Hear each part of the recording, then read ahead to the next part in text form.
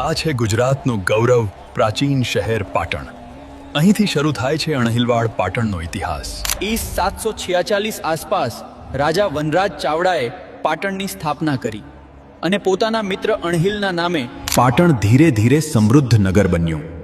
વ્યવસાય, સંસ્કૃતિ, શિક્ષણ અને રાજ્યકાજનું મુખ્ય કેન્દ્ર બન્યું. અહીં મહાન રાજાઓ સિદ્ધરાજ, જયસિંહ અને કુમારપાળે શાસન કર્યું, જેમણે પાટણની શાહી શક્તિ અને ભવ્યતામાં વધારો કર્યો. પછી આવ્યો સોલંકી વંશનો સમય અને પાટણનું સુવર્ણ યુગ શરૂ થયું.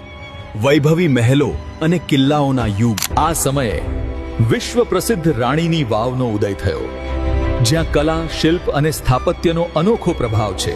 પાટણ માત્ર રાજાઓનું નહીં, સાંસ્કૃતિક, ધાર્મિક અને હસ્તકલા કેન્દ્ર પણ રહ્યો.